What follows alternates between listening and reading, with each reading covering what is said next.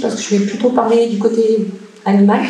Je suis actuellement enseignante à l'école vétérinaire de Toulouse et je suis responsable du module éthique, éthologie et bien-être animal.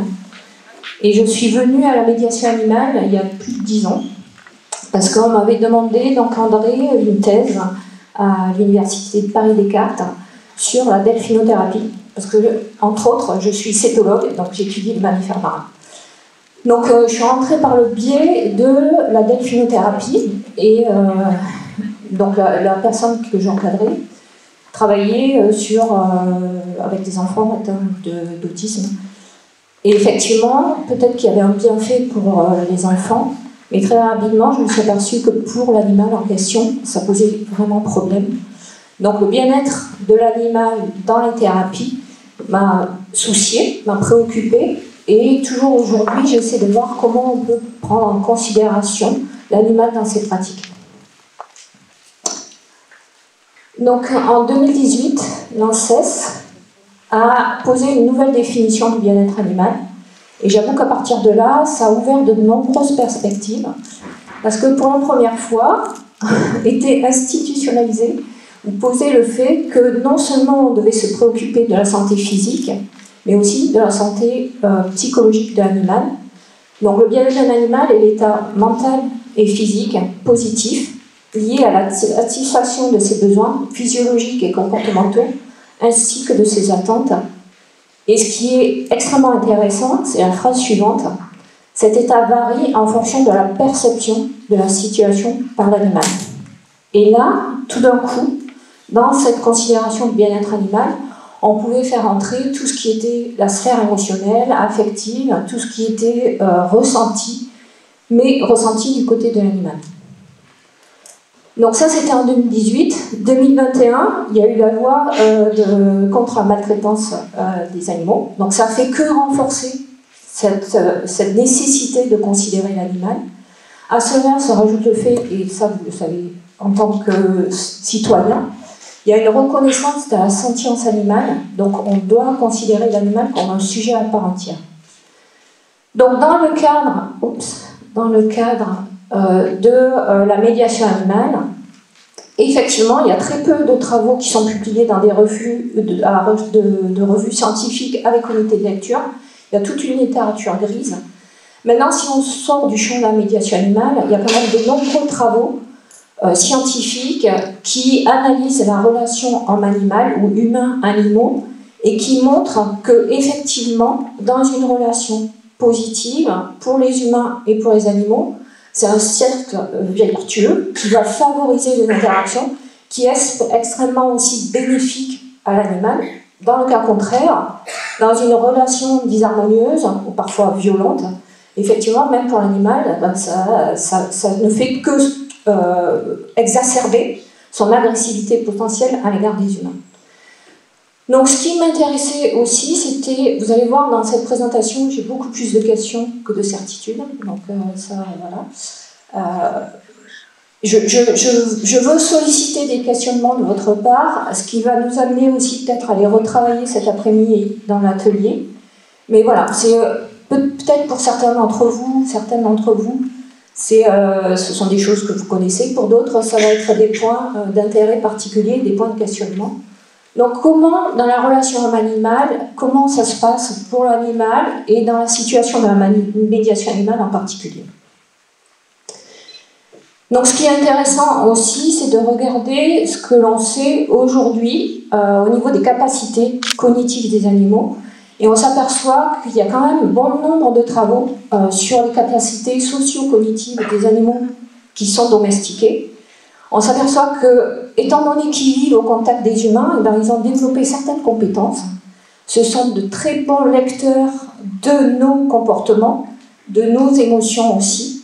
Donc ils ont, pour certains, la capacité à comprendre et à apprendre des centaines de mots. Il y a des chiens, des chats qui comprennent des centaines de mots, qui comprennent leur nom. Donc ça, c'est prouvé scientifiquement. Votre chien comprend son nom, votre chat comprend son nom. Donc ils reconnaissent le langage corporel. Non seulement ils le reconnaissent, mais votre langage corporel est une source d'information pour l'animal. Et effectivement, il y a de très nombreux travaux sur les chiens qui montrent que non seulement ils vont comprendre votre langage corporel, mais vous êtes non seulement une source d'information, mais parfois vous êtes une source d'aide. Ils peuvent vous solliciter pour les aider à résoudre certains problèmes et mettre en place des stratégies communes, interspécifiques. Donc on se trouve dans une situation où on a un lien entre un humain et un animal dans une relation anthropozoologique particulière. Et effectivement, il y a un attachement dirigé, donc de l'humain dirigé vers le chien, mais aussi du chien dirigé vers l'humain. Donc on a des situations où parfois il y a un attachement qui est tellement fort de la part du chien qui peut se trouver dans des anxiétés de séparation, par exemple. Tout ça montre aussi et contribue à conjuguer d'autres travaux. Vous avez tous entendu parler de l'animal est une éponge émotionnelle. Alors, en sciences cognitives, on ne parle pas de ces éponges émotionnelles, mais par contre, les sciences cognitives ont montré qu'il y avait une contagion émotionnelle. Donc, le chien peut être contaminé par les émotions des humains et vice-versa. Donc ça, c'est prouvé scientifiquement. Donc ça peut aussi vous donner des bases de réflexion et d'argumentation pour mener à bien votre pratique. Donc là, je viens de vous dire que le chien comprenait le langage corporel de l'humain, il comprenait les émotions de l'humain, il comprenait le regard de l'humain. Mais on peut se demander si l'humain, lui, il comprend bien l'animal. Et ça, c'est pas toujours le cas. Donc effectivement, il y a des signaux d'inconfort qui sont assez évidents. Il y a des postures hautes, basses, la position des oreilles. Et puis il y a des signaux qui sont peut-être un peu plus subtils. Par exemple, des occurrences dans le chien qui va allaiter, mais comment il va allaiter? Est-ce que c'est à certains moments particuliers? Donc on va regarder vraiment finement certains attributs. Ça, c'est ce que vous retrouvez dans la littérature scientifique, comme les signaux d'inconfort qui sont vraiment les plus cités. Donc il y a certains qui sont facilement quantifiables, oreilles en arrière, etc. Les regards fuyants, les airs fatigués, ça c'est déjà un peu plus compliqué. Mais c'est là où ce qui est intéressant, parce que les évaluations aujourd'hui du bien-être animal ont effectivement des indicateurs quantitatifs, mais il y a aussi l'utilisation de ce qu'on appelle des QBA, qui sont des analyses de récits rapportés par les intervenants en médiation animale. Donc on va vous questionner sur vos ressentis de la séance, et cette analyse qualitative va être extrêmement importante pour analyser le bien-être des animaux. Ce matin, Didier parlait de parfois l'animal peut être agressif dans certaines situations, et en fait, la manifestation d'une agressivité, il ne faut pas le voir comme quelque chose de négatif, c'est aussi l'animal qui intervient dans la séance pour vous dire bah là, il faut que tu arrêtes, c'est pas bon pour moi. Donc ça peut être aussi pris comme un signal, une sonnette d'alarme en disant jusque-là ça allait bien, mais maintenant je ne peux plus. Bon, bien sûr, ce qu'on ne veut pas, c'est que ça aille jusqu'à la morsure ou l'automorsure, mais voilà, il ne faut pas le voir uniquement comme quelque chose de négatif pour l'animal, ça peut être aussi un signal d'alerte. Et bien sûr, dans l'évaluation du bien-être animal, il y a tout ce qui est approche positive, donc tout ce qui est indicateur positif, donc palpation, on va regarder les battements de queue, les flairages, etc. Alors aujourd'hui, j'en parlerai pas, mais ce que j'entends aussi, alors ce que j'ai découvert en tant qu'éthologue, c'est la spécificité du monde canin, ce sont ces signaux d'apaisement qui sont exclusivement cités par le monde canin, qui existent nulle part ailleurs. Et quand j'ai regardé pour la première fois ces signaux d'apaisement, pour moi, il y avait beaucoup quand même de signaux d'inconfort. Donc aujourd'hui, il y a un gros débat autour de ces signaux d'apaisement. On peut en parler après, si vous avez des questions, on peut en discuter. Mais déjà, concentrer notre évaluation sur ces signaux d'inconfort qui sont manifestes et ces signaux plutôt positifs, eux aussi, qui sont manifestes. Donc cet après-midi, ce que je vous présenterai, ce sont les grilles d'évaluation du bien-être animal qui sont actuellement utilisées. Ces grilles sont... la méthodologie est validée scientifiquement. Par contre, aujourd'hui, là, en 2023, septembre 2023, il n'y a aucune grille d'évaluation du bien-être des animaux. Il y a des grilles de suivi, mais des grilles avec une évaluation scientifique, ça n'existe pas. D'accord? Donc chacun va monter sa propre grille avec ses propres indicateurs. Je vous montrerai un travail qui est fait dans le cadre de l'ANR que porte Christophe, et le travail de réflexion qu'on a autour de ça. Donc il y a 5 axes, mais ce qui est intéressant, c'est que ces 5 domaines, il y en a un en particulier qui permet justement d'avoir des indicateurs qui vont donner la place à tout ce qui est sphère émotionnelle, sphère affective de l'animal dans l'interaction avec l'humain. Et c'est ça qui est intéressant dans la situation qui nous intéresse. Dans la relation homme-chien, la particularité, comme je vous disais, ce sont des animaux domestiques. Donc on a sélectionné au cours du temps, cette domestication en a fait des lecteurs de notre langage corporel. Ils comprennent nos postures, ils comprennent notre regard. Notre regard est signifiant pour le chien, la direction de votre regard. Donc si vous portez par exemple des lunettes de soleil un jour, ben, ça peut perturber aussi votre communication avec le chien parce que le regard pour lui est vraiment important. Il comprend le pointage, que vous pointez avec le doigt, avec le pied, etc. ou avec le coude. Et ça, dès le plus jeune âge, même le chiot. Ils sont très sensibles à l'attention des humains à leur égard. Donc votre posture, l'intonation de votre voix est signifiante pour le chien. Et bien sûr, si vous avez des signes vraiment intenses d'indication de direction, par exemple, là aussi c'est assez évident pour lui. Donc il y a une très riche communication entre l'humain et le chien. Ça c'est décrit par la littérature scientifique. Et donc il suffit d'aller voir de ce côté-là et vous avez vraiment pléthore d'informations. Donc dans la situation de médiation animale, ce qui va être intéressant, c'est effectivement ce qui se passe lors de la session. Donc comment l'animal vit la situation de cette séance. Est-ce qu'il y a des signaux d'inconfort, des signaux au contraire positifs? Mais ce que nous dit la littérature scientifique, c'est qu'on peut avoir aussi des indicateurs avant et après, et notamment par tout ce qui est comportement d'anticipation de la séance. Il y a un indicateur en éthologie qu'on va utiliser, ce sont ces comportements d'anticipation.